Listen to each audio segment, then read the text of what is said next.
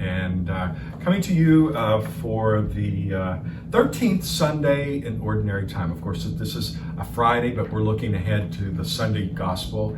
And I like this Gospel, and here's why.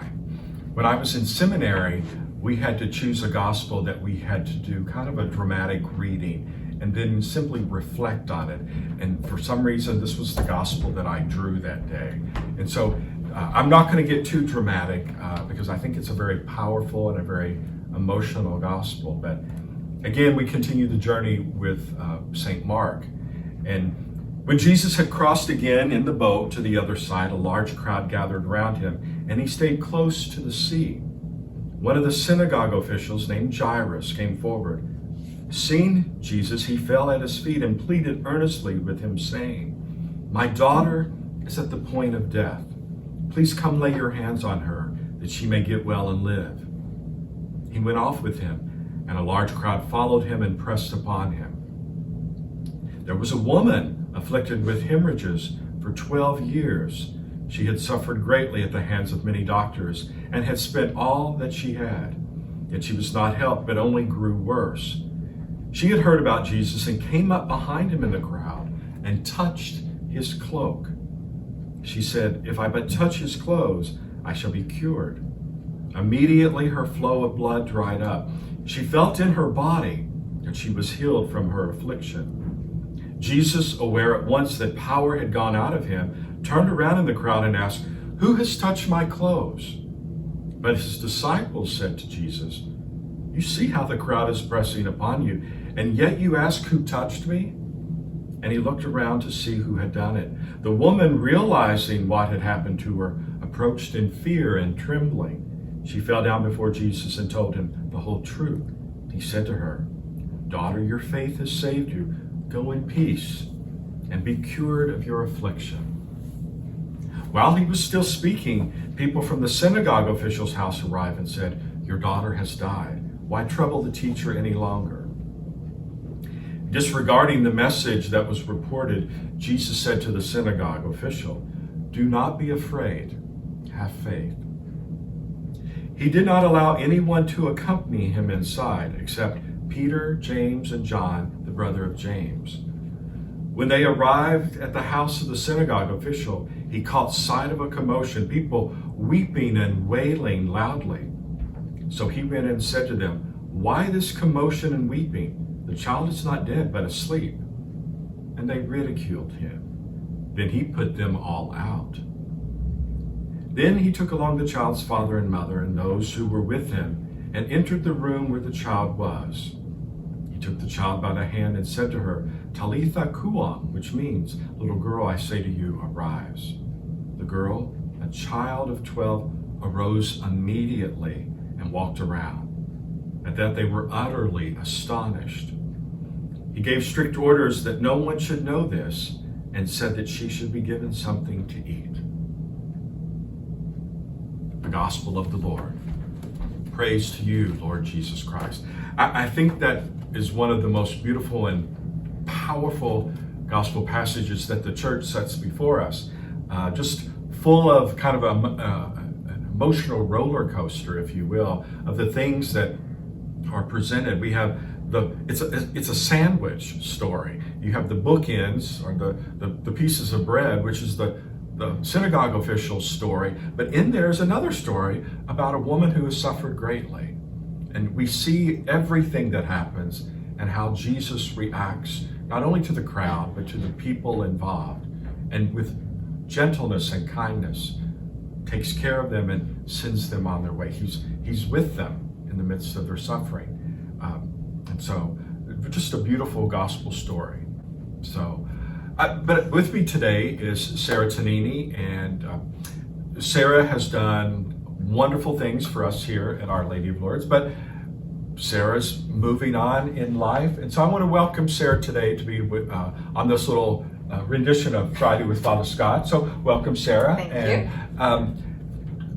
you. Last week we had Vaughn on, so tell us a little bit about your life. You've kind of shown up, you sing beautifully on Sundays, and you have for a number of years. Thank you. And then you entered into our lives as an employee.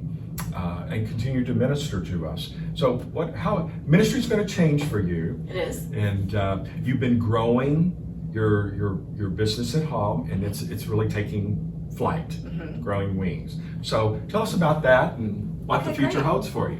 Hi everybody, so if you haven't met me in person, I am Sarah Tonini, and I have been serving as your liturgy and music coordinator since last July. Of course, you've seen me for years, as Father said, as a cantor and the soprano section leader here for probably 8 years, I guess. It's been longer than I can really count. But yeah, so my education, my whole life has been about singing opera, actually. I have a master's degree from the University of Tennessee in Knoxville, and it has been my dream to be a professional musician. And of course, I found a home here at Our Lady of Lourdes and found a way to use my voice in service, which is just a wonderful gift to be able to be a part of this parish and in that capacity. And so I've always taught singers as well, kind of as a side gig. And I found that I really have the heart of a teacher, and I feel like that's actually a spiritual gift. And I love teaching people how to sing, because it's not just about singing.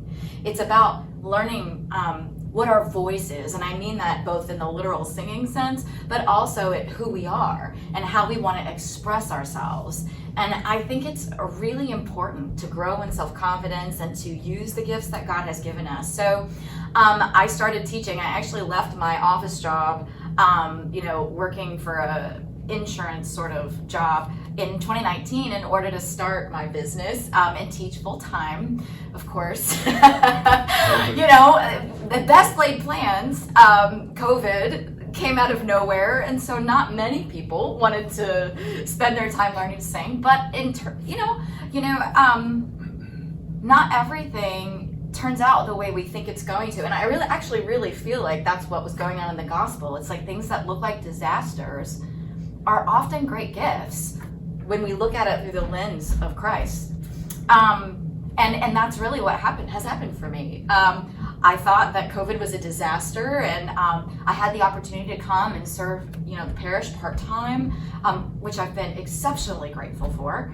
And but all that time, my studio was growing, and it's gotten to a place where I needed to make a choice. I either needed to drop my studio and serve you all full-time, or I needed to step back from my responsibilities here at Lourdes and dive into teaching and growing that business.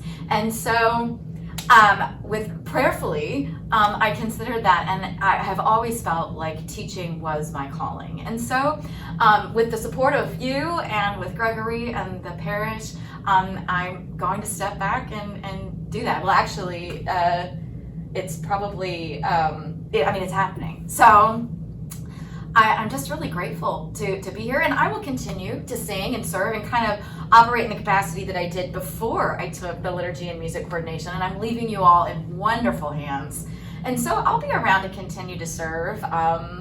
But meanwhile, if you're looking for a voice teacher, you know where to find me. Amen. So here we are, ladies and gentlemen, another Friday with Father Scott, and we wish Sarah nothing but happiness. And she had a name change along the way too. She went from Sarah Hepner to Sarah Hepner Tonini. That's right. And she's going to stay involved, and Chris as well. He's a lector. He's a lector. So we welcome them with sharing all their gifts with us Sunday after Sunday.